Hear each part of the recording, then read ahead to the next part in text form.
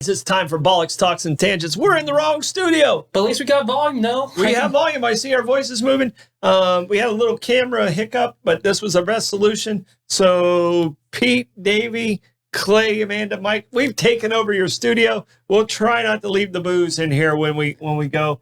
I got my main man Blake Blevins beside me instead of in the booth, which is kind of cool. Yeah, it definitely feels a lot more nicer. That we probably should do this when it's just you and I. When it's just you and I, well, we'll think about it. I kind of like having my own studio. Chair over there is more comfortable. I have to agree with that, though. Chair over there is more comfortable. So we got to figure out how to make this happen on a regular basis. I want to say thank you to you guys for tuning in to us. I'm assuming I'm looking at this camera, Blake. Yep. Am I looking at the right one? Yes. And we really appreciate it. And I want to start off with saying how amazing our sponsors are. We have some of the best sponsors. We have Sponsor Row. I'm drinking Citygate Apple Pie Moonshine. Apple Pie Moonshine today is my whiskey of the week. And that comes from Citygate Spirits right there on Sponsor Row. Appreciate these guys so much. They have some great tasting tours along with St. Augustine Distillery. Appreciate you guys. They just signed up for another 3 months. River and Fort, right there, staying on Sponsorship Road. Talked to Jeff today. Just great people over there doing good things. They got a new restaurant coming in between the Hilton and Harry's restaurant, that open space you see on the bayfront. St. Augustine Pirate Museum still on Sponsor Row. This museum has over 800 original artifacts. They do an amazing job. Cindy, the Croce family, all of them over there appreciate what you do for the city. Here we go. Meehan's Irish Pub. 3 bars in one. Reggie and his crew, nicest people, great food. Whatever you want, they have it. They have live music. They have an oyster bar upstairs with Johnny's Oyster Bar. They have pub downstairs, just renovated. And just if you want to be outside, they have a great outside space in the backyard. Abare, Kresge and Associates, simply the best accountants in town. Been my accountant for decades. Appreciate them. They do such an amazing job. I'm not an easy guy to be the accountant for, and really appreciate Billy and the crew over there. All right, these guys, the Roosevelt Room, I'm telling you right now, it's the best breakfast in town. They have amazing breakfast, great lunch. And then if you want to do an event, they have an event space right there in the Roosevelt Room to happen at night. If you want to do a small wedding, business gathering, anything along those lines, 75 people can go in there, fully catered. And their chef is such a talented guy. You can create the menu with him, and you would not be disappointed using the Roosevelt Room for your next outing. All right, Coquina Coast Realty. I know this guy very well. It's me, actually. Give me a call. My number is 904-669-7901. Commercial needs, residential needs. You want some help, just kind of getting through the whole process. Give me a call. I'll try and help you out. Blake Blevins. Yes. How you doing, man? I'm doing well. All right. We're actually the same height. I think you shrunk your seat a little bit, which I kind of like. Blake's I didn't realize that. Significantly taller than me. Indeed, but I am. not on the camera. I look tall on the camera. No, I'm still a bit higher than you. Well, we got to. We got to do something about your hat, though. That pit hat. Okay, come on. Oh, put it back on. Sure won't. All right, hat. But you're in studio with me. I like this a lot. We got some word origins coming. Our topic of the day is Nobel Peace Prize and Nobel winners, and some scandals that went along with it. Because some people were not what you thought. Yeah. There was some scandals in these Nobel Peace Prize, and it's very competitive, very political. And you definitely got to think that there might have been some money involved. Oh, that's what I'm saying. I mean, it was very, very... Peace always has a price for money. Yeah, and Trump tried to win one of these. He didn't get his, did he? Yeah, but let's not talk about that. Yeah. Okay. Well, we can talk about how great Threads is, if that's what you want to talk about. True. So Blake, word origins. You have 2 word origins. What are your word origins? All right. So the first one I have is paint the town red. Paint the town red. Yeah. So and is this an Irish thing? Surprisingly, it's American. Okay. All right. Yeah, so paint the town red is means to go on a reckless debauch. Mm-hmm. to be wildly extravagant. So it's mainly Davy on the morning show sometimes. Yeah. Well, that's just Davy. True. Yeah. So originally the metaphor applied to bonfires, painting the sky red or scenery red. Like I bet you've seen like plenty of bonfires in DeLand. Oh yeah, that was at the power lines was where we were at. That was like the party spot. Like and you kind of had to have a 4-wheel drive certain times a year just to get out there. So you'd park the car on the street at the power lines, then you jump in the back of the 4-wheel drive trucks, and then go back, and that's where your party was at. It wasn't really smart because it kind of told the cops exactly where we were at. Mm-hmm.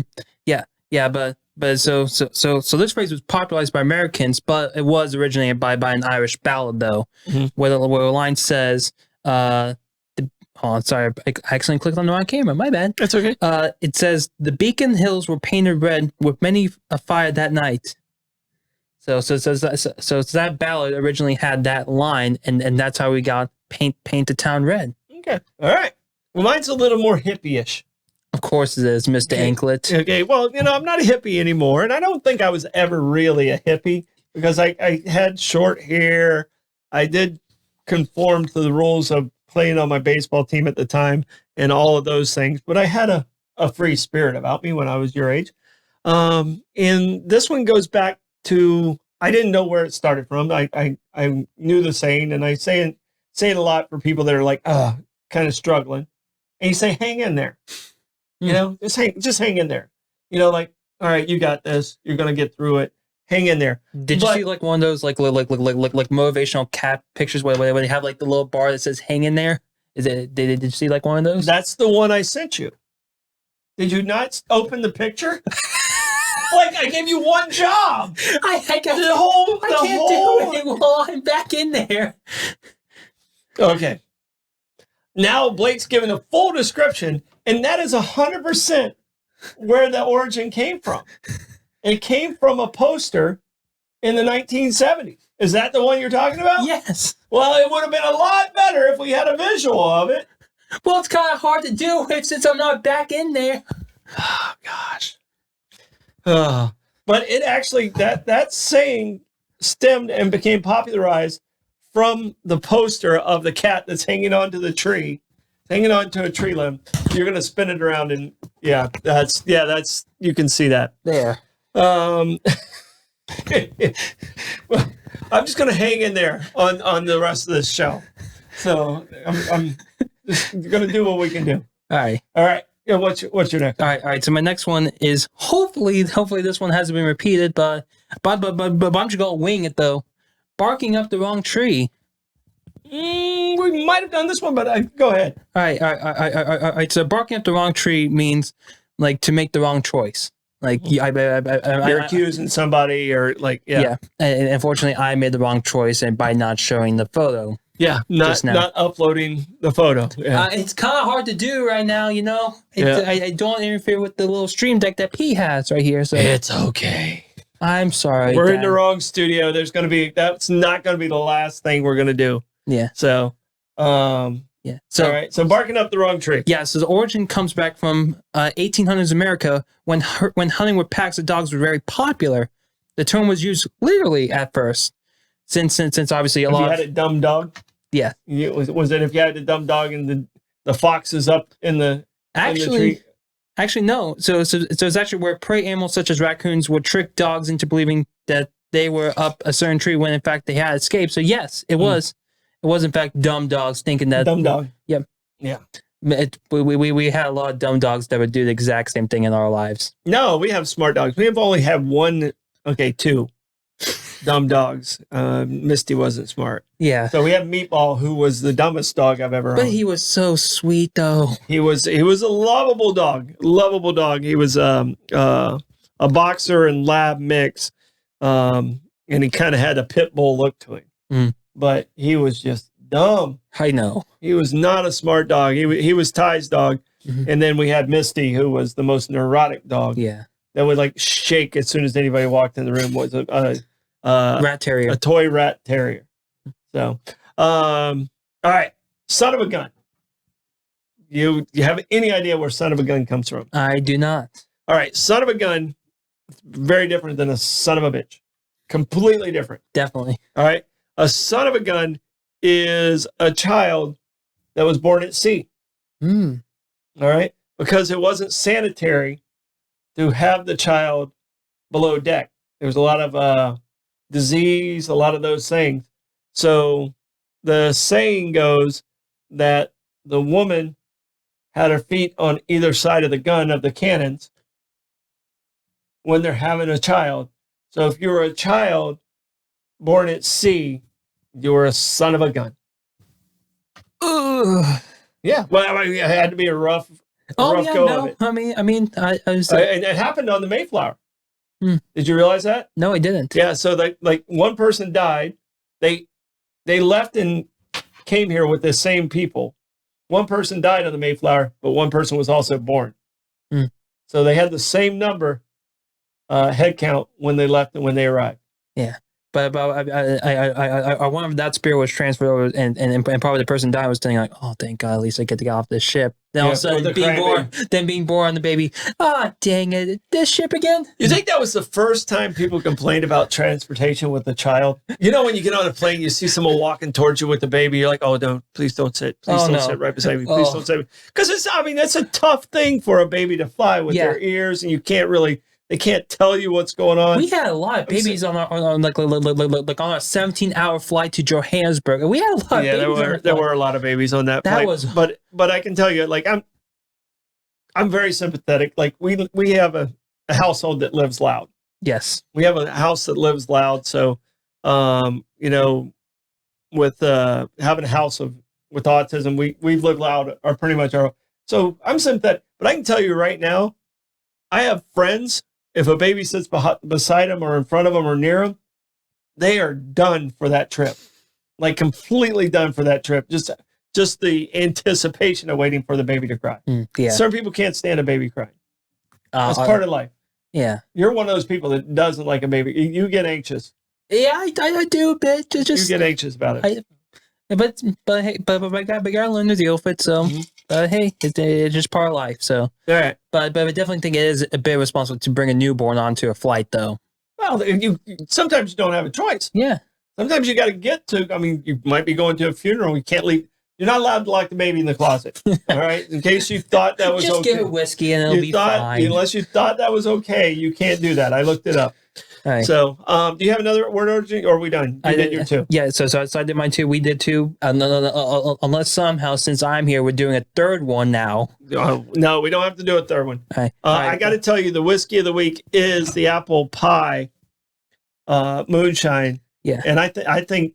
I mean, tell me in the comments if you think Blake should try this, because he does like apple pie. Yeah, so I actually have a great story about that whiskey. So I haven't tried it yet, but my friends and I went to City Gates like 2 years ago. Mm-hmm. So this was during like when Flagler College was locked down due to a bomb threat that happened on campus. So we were told to evacuate our campus. So you guys evacuated and went to the City Gates. Spirits. Yeah, and they enjoyed it. Like they enjoyed all my flavors. I'm going to challenge you.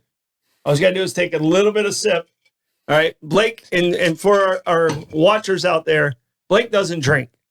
So he's not a guy who drinks, but you do like apple pie. So all I need you to do is take a little sip and let me know where you stand on it. One sip, everyone knows the rules. Well, that was a big sip. Blake went in strong. Not terrible, right? Not bad. All right, and that's for a guy. I mean, this to me is a great dessert drink.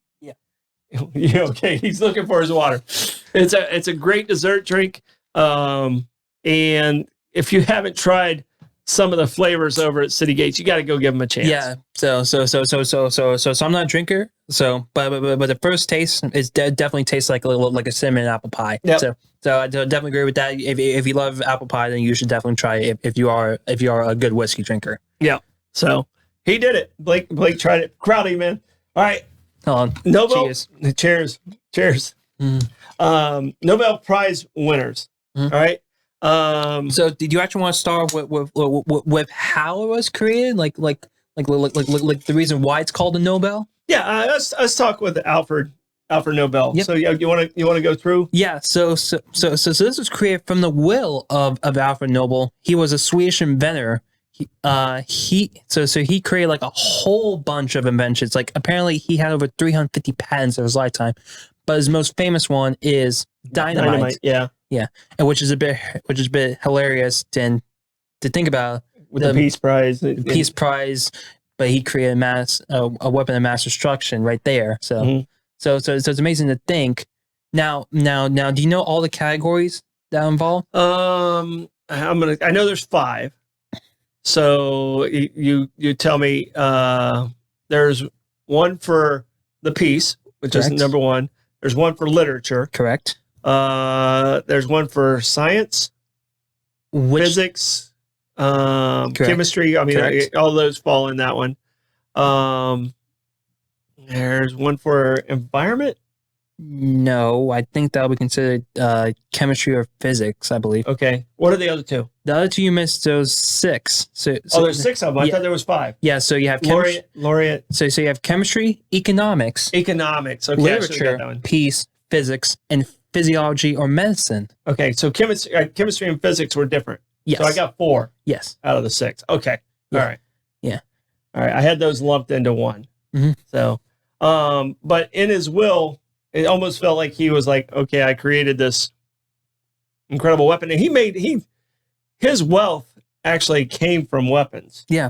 He was a very he was the original like weapon of mass destruction. Like he created like he was a merchant of death, and yet somehow here's the Nobel Peace Prize. It helped his family's legacy to go down, being known. People know more about the Peace Prize than they do. He was the inventor of dynamite and all these weapons. Indeed, yeah. But his wealth came from being a weapons dealer and inventor and creator. Mm-hmm. So and do you know which year? Yeah, so I'll give you 2 years either way. What year was the first Nobel Peace Prize awarded? Nobel Prize awarded. All right, so I know in 1906 Teddy won his. Mm-hmm. It was around that time, so it has to be predate before that. I'm going to say 1891. It was actually 1901. 1901. Oh, so Teddy was one of the first. Teddy was one of the first ones to win it. Yeah. Oh, okay. All right. So that's a good. We should remember that for trivia next week. You pay attention, people. Yeah. Pay attention.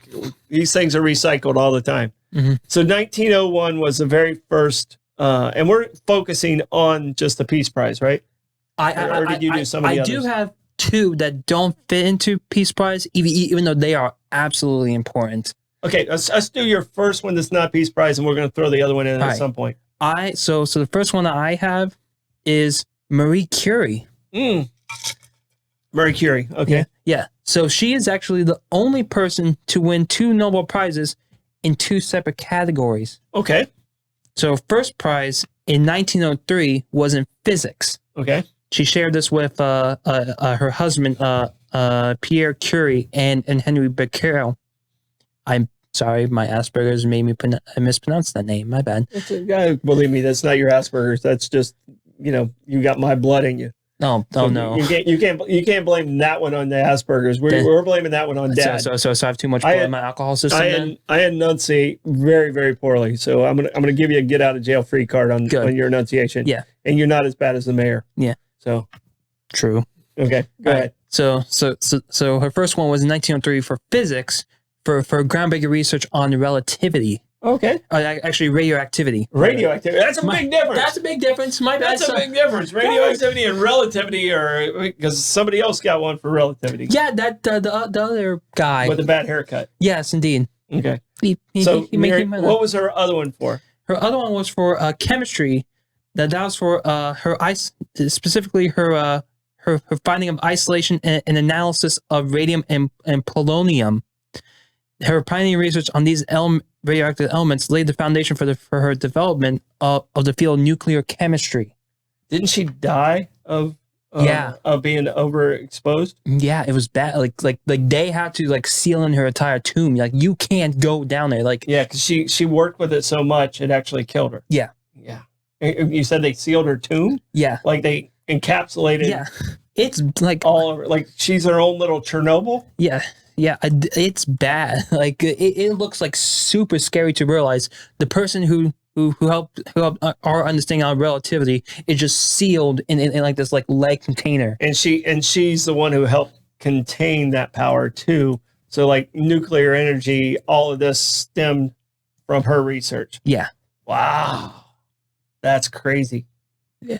It's nuts. I didn't realize that. I knew she died of being over affected, but I didn't even think about her being entombed in a way that it wouldn't release more radioactivity. It's crazy. Yeah. So try. I wonder if they like open her. Yeah. So this is a picture of a casket. So I'll show it for you right here. So basically, this is her entire casket. It is just covered in lead, just to protect the public from looking at it. So like you wear when you do X-rays, you have to wear that lead vest. Yeah. That's her coffin. Yes. Wow, that's pretty wild. That's good stuff, Blake. Thank you. All right, mine. Yeah, I'm gonna go with. See, I don't know which way to start. You did with Mercury, and I'm gonna do Mother Teresa. Okay, you already teased during Mike's show. Yeah, I already teased during Mike's show about Mother Teresa, and Mother Teresa won in 1979. So, and if you're a huge Mother Teresa fan, I'm gonna apologize because I got some stuff that you might not want to hear. All right. And Mother Teresa won for her work in serving the poor in India and other parts of the world. All right. Sounds great. The Mother Teresa of Calcutta just sounds like the most wonderful human being in the world. As you dig deeper in Mother Teresa's life, let me give a quote. I actually wrote the quote in my phone, and I want to give the quote exactly the way it said. All right. This is a quote from Mother Teresa when she was asked about the people in her dying houses. Like she had houses of people that were actually dying of poverty and starvation and different diseases. Her statement was when she was asked this, why aren't you giving more relief to your people? She says, pain means Jesus is near you. Suffering is an opportunity to share in the passion of Christ. She would let people suffer in pain. All right. What she was doing, she collected over $100 million for her orphanages and her poverty houses to help in Calcutta because she was a very public figure. All right. A majority of that money, I'm not saying she was putting it in her pocket. I'm not saying she was doing that. A majority of that money was going straight to the Vatican. So what she's saying is she wasn't using it. If I gave money to a person that was in pain that I wanted to give some relief to, she wasn't using it for that. She was using it for the Catholic Church. So are you advocating for the Nobel Prize Foundation to basically Milli Vanilli, Mother Teresa's prize? Well, and I'll tell you this. There is a book, and now that I've done this research, there's actually several books, but there's a book called Hell's Angel about Mother Teresa and how she used the funds that was given from all over the world, and she sent straight to the Vatican. And she was mean and vicious about abortion. She was adamant about the scandal of the priest and the sex scandal of the priest in the Catholic Church. Wow. And she defended beyond her facts of that. So this is one of those times where I did research and I almost went, oh man, I wish I hadn't done so much research. Yeah, but now I have to do more because I'm down that rabbit hole. I know. Hey, but why do you think we have this show? Yeah, that's the whole reason we do it, to find and educate ourselves and good people busters over here. Yeah, we're ruining the good in the world. So it was one of those situations where it's like, oh gosh, you really want these people because, I remember as a kid reading about her. I was 79. I was 12 years old, and that was in articles that came out about the Nobel Prize and stuff like that. So that was the first one I looked up. And as I looked up, I saw all the criticism that went with it. And I was like, oh, gosh, I got to go down that road. And when I went down that road, I was like, I'm down the wrong road. So, but it's. But you have to walk that lonely road, Dad. It's almost like extortion. We're talking hundreds of millions of dollars that could have been going to actual directly to people who needed the help right then. And it's gone. Yeah. But do you know where else Mother Teresa should have sent that $100 million to? Where is that? The International Committee of the Red Cross. Oh, the Red Cross. Okay. Yeah. So they have won the most Nobel Peace Prizes. How many do you think they have won? They've won the most Nobel Peace Prizes. So since 1901, now so we're talking 122 have been given out. I know I probably have 15 here. I'm going to say they have won 5. 3. Okay. I was going with 4. And I thought hey, they're a good organization. I get that. Yeah. But they probably should have 5. To be honest, okay. Give one that's the Mother Teresa. Take the Mother Teresa one and give it to them. All right. So the 3 that have won. The first one came in 1917. This was during World War I. Yes. It was for the outstanding efforts in providing aid and relief to the wounded and prisoners of war. Yeah. Well, and I did a Red Cross thing in the late 1860s. They basically made it a worldwide thing where if they wore a Red Cross on their helmet or whatever they did when they went, that person was a neutral person and you weren't allowed to shoot that person. And in World War I, I think was when it really, really came to light. So that one makes sense that they were, and they chose the Switzerland flag. Is that what? I think it is the Switzerland flag. Okay. Yeah. So second one was in 1944 during World War II for the same exact efforts. Yeah, it makes sense. Yeah. They probably saved. I mean, the Red Cross probably saved more lives in those 2 years than any other organization has in history. So, okay, those 2 make sense. What's the third one for? The third one was in 1963 for its continuous humanitarian efforts, like after the wars, like so they wanted to show so this was just like generalized like award, like just saying thank you for what you do like all the time. So just like appreciate you being there. Yeah, so it was kind of like a lifetime achievement award. Appreciate you being there. Yeah, so that one's a lame one, but hey, it's still it's still deserved. No, I mean they have the record right now. I mean, I think one of our presidents could have possibly won too, and that's Jimmy Carter, because he did the SALT treaties in the late 70s, and I think he probably could have won with Sadat and Khomeini and that group, because he was an equal partner and brought them together for that. So he could have won in that year, and then he won more in that later. You spoiled mine. No, but I'm actually giving you a segue. He won. What year did he win? He won his in 2002. Okay. So as you mentioned in the 70s, in 1978, it was the Camp David Accords that and he helped negotiate the peace treaties between Israel and Egypt. Okay. And those 2 won, right? Yeah, I think yes, they won as well that year as well. But during that time, there's someone else that you said like that probably should have won that probably didn't need to win that, but Jimmy Carter should have. Like who's that person again? Sadat. Yeah. Anwar Sadat.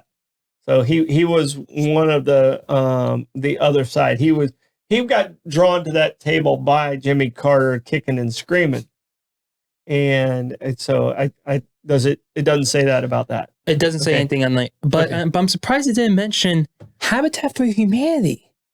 Oh yeah, well he was a big guy, and that's when he won in 2002 was for Habitat for Humanity. I mean, even when like after multiple falls, multiple hospitalizations for a lot of stuff, he's still building houses. Like up until he got admitted to in-house hospice care, he was still building houses for them. Yeah, no, he's He's our oldest president, oldest living president right now, but he's the president who's lived the longest of any of the presidents in our history. We just need him to get to one more year, man. Yeah, he needs to get to 100, right? Yeah, he's 99 right now. He's 99. He's at that Betty White year. Yeah.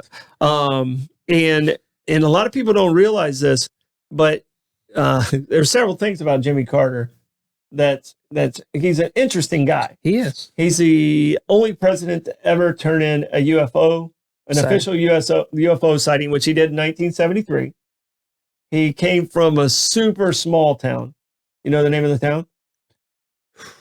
I know it was something in. It was no. He wasn't a Georgia boy. Yeah, he was Georgia. It's Plains, Georgia. Plains, Georgia. And a lot of people in their mind think of him as this country hick, a farmer. He was a peanut farmer, as a country hick and a country.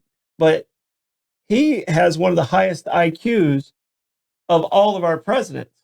And didn't he go to Michigan as well and play? Nope, that was Ford. He went to the Naval Academy in Annapolis. And he was a graduate of the Naval Academy in Annapolis. And he has one of the highest IQs of the 46 presidents. But everyone thinks of him as a country hick. So I'll probably say a lot of Republicans did, like trying to attack him. Yeah. So Sadat, Anwar Sadat, won in 1978.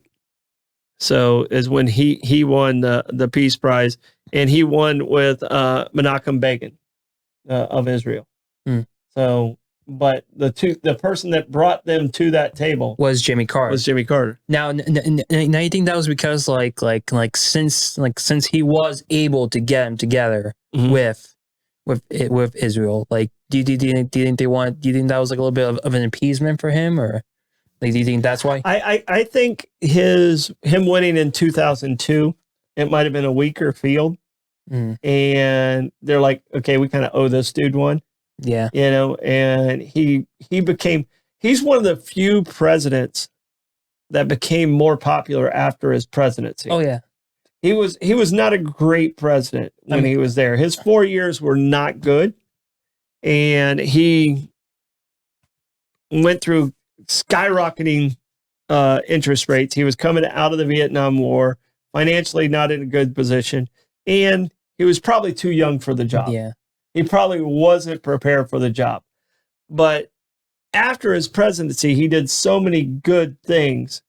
He was more liked in 2002 than he was in 1978. Yeah. And I think that was, like you said, I think the voters were like, okay, we kind of owe this guy one. Yeah. Yeah. But so about Jimmy Carter, do you think if Jimmy Carter was running today, running against, like, would he be a Democrat today, first off? Yeah, he would be a Democrat today. Okay. He would be probably a more moderate Democrat than what we're seeing in today. I mean, Democrats have grown more liberal and more liberal, in my opinion. I started off as a Democrat. I feel it used to be called a blue dog Democrat. All right. We still wanted to help people, and you wanted to do right. If you can do right by people. But we didn't want to give the government control of everything. Now it feels like, as a Democrat, they want to give more control to the government than where I would ever be comfortable and that's why I consider myself a moderate, even as a Republican. I've been a Republican for 20 years. Yeah. So yeah. And so how do you think Jimmy Carter would have done like against like a Trump or a DeSantis? Do you think he would have done well? Possibly. Hard to say. Different world. Yeah. Different environment. The Trump has the advantage of he understands media better than any other politician in the history. And then Jimmy Carter didn't do well. Oh, Jimmy Carter did a good job with that. I mean, he was going against Ford, who was more of a rigid guy. Jimmy Carter smiled all the time. He was likable. His policies just weren't great. But you gotta admit that his profile pic, his portrait was a bit goofy though. Yeah, well, he's got a smile bigger than his head, so I mean that makes it tough. But I mean, publicists and things like that have completely changed over over time, like the 1960 election. The 1960 election's really the first time where media played, like television media played a huge role. Nixon refused to wear makeup in the debate. Yeah. JFK just looked so much younger, so much stronger, so much more vibrant on camera that I think because Nixon refused certain things, I think that cost Nixon the 1960 election. Yeah, and that one debate and pushed everything out of balance. And we could talk about like elections, like next year, like when we get closer to election, maybe we'll dedicate an entire episode to elections. Oh yeah, and then like the stories about them. But you know what gives everyone a smile? Great partners. That's true. I was trying to take a drink and you fed it back to me. Taking a drink of that great apple pie moonshine from Citygate Spirits. Also, best tasting tour in the country, St. Augustine Distillery. Their bourbon is no joke. They have several different flavors of bourbon. They got great vodka, gin. They got rum. So many different flavors over there. Go check them out. St. Augustine Distillery and Citygate Spirits. You're looking for a good night out? Make sure you get by and see River and Fort. River and Fort, I'm trying to get back to our page here. River and Fort, to me, they have one of the best appetizers in town. It's called the Grand Tower. It can actually be a meal. It's an amazing seafood tower. It can feed the whole table. They have great bourbon selection, wonderful wine selection, and the best view in town. All right, St. Augustine Pirate Museum, like I said before, they have over 800 original artifacts. They have knowledgeable staff, great tours. If you go there, ask for Captain Mayhem. Hopefully Captain Mayhem is there. If he isn't there, there are several people that can step in and just give you an amazing tour. St. Augustine Pirate Museum. Meehan's Irish Pub. These guys, great food. What's your favorite? I'll definitely say the mac and cheese is my favorite. The mac and cheese. It comes in that long bowl. Yeah, you just can kind of crush it. You just want to turn it up and just beware, people. I become a monster when that's in front of me. You can eat it like Cookie Monster. Just shove it all in there. Yeah. Shove it all in there. All right. But I tell you right now, they got just great food. Best tenders in town. Just everything over there. Just wonderful people, wonderful staff. 3 bars in one. Meehan's Irish Pub. Roosevelt Room. Like I said before, best breakfast in town. I have an amazing lunch, a great menu. The chef over there is top notch. If you want to do a private party, 75 people, they have, you can normally, if it's just breakfast and lunch, they only have beer and wine. But if you do a private event, it's a catered event and you can do a full bar at that point. But go see them, give them a call, check out their menu online, Roosevelt Room. Located right next to the Prohibition Kitchen. All right, Abare, Kresge and Associates. These guys are my guys. They're my main guys. They're my accountants. They're the best in town. That's all you got to know about them. If you're setting up a new business, if you want to do some life planning, you want to do some of those things, give these guys a call. Ask for Billy Abare. Just a wonderful human being, and he'll do you right. Abare, Kresge and Associates. All right, Coquina Coast Realty. Why is this a sponsor? Oh, wait, that's me. My number is 904-669-7901. Give me a call. If you have commercial needs, if you have residential needs, if you just want to kind of say, hey, I'm thinking about selling, let's talk about it. Let's talk and see if it's a good time for you to sell. So, all right, Blake, what you got? Yeah, all right. I definitely, all right, so I got 2 for you here. Do you want to go with the Dalai Lama? Or the youngest person to ever win the Nobel Peace Prize? Okay, I'm going to go with the youngest person because I'm interested. I know a little bit about the Dalai Lama. Okay. So, all right. Because that was in my college days. Okay. So the youngest person to win the Nobel Peace Prize was 17 years old. Her name's Malala Yousafzai. She's from Pakistan. Okay. She's an education activist. Like she wants to promote like young Muslim girls to get educated. Okay, it's for Muslim women. Okay, yeah, Muslim women. Yes. But she's. What year was this? It was in 2014. Okay. But in 2012, she was on a bus and she was and her and two other girls were shot by the Taliban for her activism. She was shot in the head. Oh yeah, I remember this story. Yeah.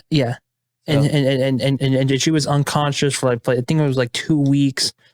She had to go to the Queen Elizabeth Hospital in Birmingham in the United Kingdom. Okay. But thankfully she recovered and won the Nobel Peace Prize. She wants like young women to like get educated. Like it is important for us. Like the Quran says women should not have that, right? Yes. Is that what or so not necessarily the Quran says that. It's interpreted by more radical. Because I don't want to throw a blanket over everybody on that. That's not fair to do. I know. But what she was trying to do is give equal opportunity to women that the boys have for education. Yeah, and then that's the same, but it's not necessarily for, but she also created this fund, the Malala Fund. So not only inside of our own country, but all over the world, where it might be hard for women to get educated. But of course the amazing part is like she advocated for this before she got shot. She got shot. When she recovered, she's still advocating for this today, and that's incredible. Like if that ever happened to me and I recovered, I was going like, yeah, no, I'm gonna shut my mouth. Yeah, but I mean that's the true courage at that point. Indeed. So, and that's a good one. All right. All right. So the first controversy. First controversy in the Nobel Prize came with Teddy Roosevelt. They created a teddy bear? Well, the teddy bear sprung out and it became a profitable thing for the toy company. And I think it's the gun. You guys can tell me in the comments which one that was. But Teddy Roosevelt, he was just a character his entire life. He was a character his entire life. And he won the Peace Prize because of the Japanese and Russian conflict and war. And he negotiated those two coming together. He was the first we've had 4 presidents that won the Nobel Peace Prize. All right. The 4, you know the 4. Yes. The 4, well, we already mentioned Jimmy Carter and now Teddy Roosevelt. The other 2 is Woodrow Wilson and Barack Obama. Yep. All right. And 3 of them were president at the time when they won. Yes. Teddy was the first one. Jimmy Carter should have been president when he won his. Yeah, he could have won his in 78. They gave it to Sadat and Begin, but he could have been right there with them. He was in the same room. All right. But Jimmy Carter got his many years, many decades after his. But Teddy, just an incredible life that he lived. But the conflict came because it was called the Nobel Peace Prize. The conflict came when Teddy was more known as, walk softly, carry a big stick. He talked a lot about violence and breaking up, corporations and stuff like that. But they gave this to him. They didn't give it to him. He earned it. Yeah, he earned it. I hate to use the word gave because I don't believe anything's given. But he earned this from that treaty in that particular year. In that year, Teddy provided the most peace than anyone else in that year. So, I mean, it was earned. There's certain years that, you win the Nobel Peace Prize, and it's like, oh, okay, how do you get that? That's, there's a lot of conflict. But the reason the people didn't want him to win it is because he was so known for the Rough Riders. He was so known for his the statement "old bully," is a term he used all the time. And now today's bully is, a very, very negative term. So, but Teddy was our first president to win the Nobel Peace Prize. Yeah. So, but I definitely know it's like on the table. I know I have another one here, but I definitely want to hear about the president that maybe wasn't conscious when he won it. Woodrow Wilson. Yeah, Woodrow Wilson. And Woodrow Wilson, he was president of Princeton. He was a graduate of Princeton, and he was a professor there. And Woodrow Wilson, he won in 1912. Teddy Roosevelt didn't like what Taft was doing, took a lot of Taft's votes when he ran as a bull moose. Woodrow Wilson kind of coasted in. Mm-hmm. Okay? Kind of coasted in as president in 1912. Well, Woodrow Wilson's wife passed away while he was president. He got remarried pretty quickly after that. So Woodrow Wilson came up with the concept of the League of Nations. Mm-hmm. Okay, you know what the League of Nations is now. That's like the originator, like the principles that now basically is the United Nations. Correct. That is correct. But Woodrow Wilson, when he came up with this, he basically couldn't convince the U.S. to join the League of Nations. Mm-hmm. All his concept, U.S. president concept, and he couldn't get the U.S.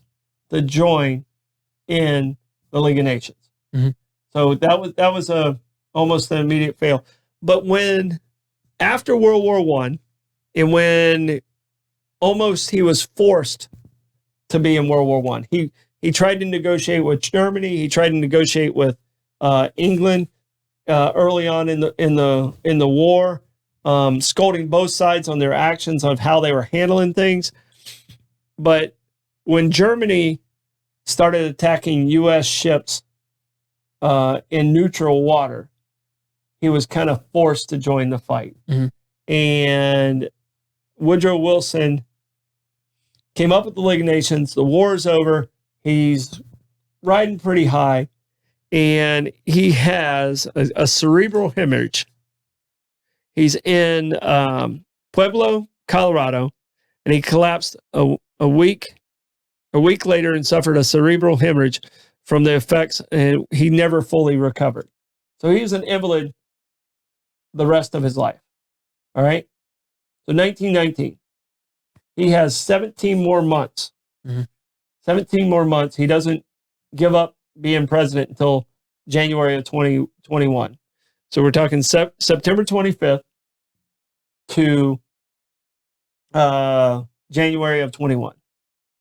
The only person who really had direct contact with him was his second wife. Mm. All right.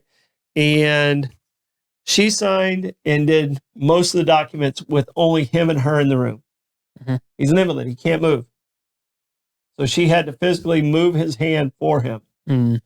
All right. The biggest success in the suffrage came in 1920. Okay. The biggest law of prohibition came while Woodrow Wilson was an invalid. Mm. So two major history things came in that time frame that were completely, one great, one not so great. Yeah. All right. One great, the great one is obviously women. For you male chauvinists out there, you didn't know. I was talking about the great one being women being able to vote and having equal voting rights. But the other one was prohibition that created the whole gangster mentality. Oh. But both of those, we're going to say 95% chance that they were signed by her. Yeah. Our first woman president, first and only woman president so far. And Wilson was nonverbal at this time, correct? Correct. Okay. Yeah. He could say minimum words. He could acknowledge conversation, but he was pretty incapacitated. Okay. And like when he retired, he never really made another public appearance after his hemorrhage. Dang. So, all right. So I'm gonna do one that wasn't a Peace Prize. Okay. And it's a prize in literature. All right. Give me a year, see if I can have any chance. 2016. 2016. Oh, it's in literature 2016. Was it Was it the one about the meat packing companies? No. Okay. So basically, so during the time of the Nobel Literature Prize, Mhm. there's only been 2 people to win it for song lyrics. Oh, The first guy, which I'm not going to talk about, is Italian Dario Fo in 1997. The guy I'm talking about is in 2016, Bob Dylan. Okay, that's not the same Bob Dylan. You said, wait, 2016? 2016. Oh, okay. I thought it was 1916. I was 2016. I was going way back. Okay. You said 2016, and I literally heard 1916. So I thought we were talking about the book The Jungle. No. Which was about meatpacking. No. So it's lyrics by Bob Dylan in 2016. Yeah. Is it one particular song or just in general? Just in general. So the reason. By the way, he's a great songwriter. But He's a horrible singer. I can't understand a damn thing he says. That's the only thing about the Big Lebowski you don't like, The Man in Me. Yeah. So I can tell you, I saw Dylan live and I had to walk away because it was painful. Yeah. So basically, and I'm sorry for all those Dylan fans out there if I offended you, but I'm sorry. I didn't mean to offend, but Dylan should stick to writing. Hey, but that's kind of the whole reason why I picked Dylan is because you don't like him that much as a singer. Yeah, I don't like him I love him as a songwriter. He won as a songwriter. If he won a Grammy for his amazing voice, that would be a different story. But you know which song he?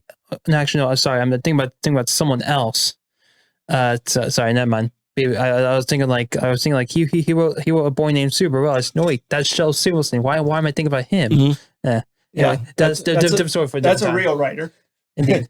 Yeah, but also Ernest Hemingway also won the Nobel Literature Prize as well, and thinking in like 1961. Okay, so he won in 61. Yeah, 1961. When did he pass? Do you know? I think it was 19 later. I know it's definitely later than that.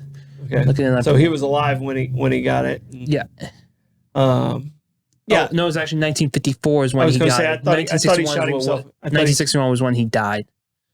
So he won it in 54 yes. and died in 61. Correct. Okay. All right. That makes more sense. Yeah. So it's back to Bob Dylan. He won it because his influence on contemporary music and culture and how his lyrics transcended the boundaries of popular music to become an integral part of American cultural heritage. Okay. No, I get that. I can go along with that because I do think his lyrics and his songwriting's amazing. Just you want someone else let someone else sing it. Let someone else. I feel the same way about Willie Nelson. I can't stand Willie Nelson's voice, but he wrote something. He's a great character though. He's funny. He's funny. He's an interesting dude. He's a great guy. I met him, but I don't think his voice is. If you just had him go out and just sing, you'd be like, how the heck? But his writing was so amazing. Now, a writer who has a great voice, 2 of them. I'm gonna give you 2 of them. Dolly Parton. Mm-hmm. Great songwriter, great voice. Chris Stapleton, more recently, great songwriter, great voice. Yeah, I agree with that. Sometimes you just got to stay in your lane. Mm-hmm. So, do you think the world will heal better if Dolly Parton wins the Nobel Peace Prize? I would love for Dolly to win. I mean, she's won everything else. I mean, she's won my heart. I mean, that's all that matters. Yeah. So, I mean, but I would love for Dolly because I think she's just just a very, very talented human being and a good businesswoman as far as I can tell. Yeah. And you were there in Dollywood, I got to see her. Like the 1 or 2 days that she gave. She only shows up there like once or twice a year. And I happened to be one of the days and they blocked it off. They did a big parade and she was, she was Dolly. Dolly, she's a queen. Yeah. If they ask us to pick a Southern queen, you got to give it to Dolly, right? Yeah. I definitely agree with that. All right. I got one more over there that I definitely want to hear about. All right. So I got actually 2 in 1. Okay. Because one led to the other. Mm-hmm. All right. And I believe it was in 1984. 1984, we're talking about Bishop Desmond Tutu. All right. So apartheid, I don't know how much you know about apartheid, but it was horrible. It was absolutely horrible. And this is why people of different countries hate Great Britain. Mm-hmm. Like people talk about how much they hate the United States. Oh, But if you travel around the world, Great Britain, to me, is a country that's hated much more than the U.S. I don't know if people are being honest with me because I'm American, because I'm obviously biased and they're afraid to say anything because I won't tip, because we do tip. But what happened in South Africa in apartheid was just an atrocity. And that's in my lifetime, not necessarily your lifetime. All right. It was in my lifetime. So there's two Nobel Prize winners just for that horrible of a cause. Mhm. So that shows you how horrible it was. And I'm talking about Desmond Tutu, Bishop Desmond Tutu, for his passive, nonviolent protest of apartheid, which he had to go through ridiculous and crazy punishment, and who came along later and is more celebrated than Desmond Tutu. And that's Nelson Mandela. Nelson Mandela was in prison for like 27 years. You know, it was bad because of his activism and his protest and all of those things. But the coolest thing and the real reason I wanted to bring this back to Desmond Tutu, there's a connection to Desmond Tutu with Stetson Kennedy. Desmond Tutu was listed and was on the Stetson Kennedy Foundation board up until the time he died. Wow. So Stetson Kennedy, St. Augustine resident writer, and I was fortunate enough to be on that board, but we never really got to talk to him or see Desmond Tutu. But he endorsed that foundation. That was the Stetson Kennedy Foundation. That's amazing. So I wanted to. I had to do him because I had to bring it back to St. Augustine. Yeah. Two things I want to say about that. One, I actually saw Tutu's Craig Ferguson interview him for his Late Show, when he was hosting. It was a good interview. Yeah, smart, brilliant man. He was definitely. But secondly though, so we took a trip to Africa. We talked about it multiple times. So during most of our trips, we had to take flights out of Johannesburg, and I wish we had a day or two to be in Johannesburg because not only there's a lot of good culture there, but they have a lot of apartheid like monuments that they like remembrance. So I really wanted to see that as well. Well, and the thing about Tutu and Desmond Tutu that and Nelson Mandela's gets a lot of accolades and deserves everything that he's getting. So don't make, but Tutu and Mandela had two different approaches on how to handle things. Mandela was a little more aggressive, a little more forward. Desmond Tutu took more of the Gandhi approach. Somebody we could have put in here also. Actually, he didn't technically.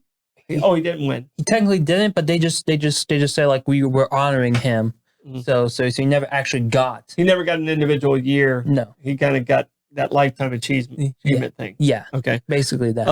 But Tutu always stayed nonviolent. Always did this, and supporters of Mandela were, like I said, a little more aggressive. Tutu never judged the supporters of Mandela because they were different. He basically said, "We're fighting for the same cause. We're moving forward. Here's the approach I feel works and has worked over history," and that's how they got there. And Mandela won in 93, but in my research, it's the one cause that created two Nobel Peace Prize winners. Okay. All right. The last question. You got one more? So it's not necessarily a person because you talked about the Dalai Lama, but I want to ask you this. So which St. Augustine or Florida resident would you have liked to see or would like to see win the Nobel Peace Prize? In the future or in the just anytime in the future, but it has to be. It can be past, present. Like which person do you want to see that was a St. Augustine resident? That was a St. Augustine resident. Is okay. A person that comes to mind that was a huge activist, as I've already mentioned, was Stetson. But if you ask me who I would like to see win it, I want you to change the world. As your dad, I think that's you want your your children to be greater than what you are. So yeah, I mean, that's if you not to put pressure on you. That's a lot of pressure to ask. Not to put pressure on you, but I mean, you can change the world because everyone. I mean, you did all the reading. The young girl from Pakistan's a prime example. Anybody can change the world. Yeah, but do I really want to travel to Norway though? Yeah, well, if you win, I will pack your bags for you. How about that? Okay. I think we're at the end of our show. Yeah, yeah, we are. All right. I want to say thank you guys. We had a great time looking up this amazing information. I know I learned a lot. Hopefully we gave you a little bit to learn, a little bit to laugh at. This is Bollox Talks and Tangents, and we'll be back next week at 6:34. Hopefully in our normal studio.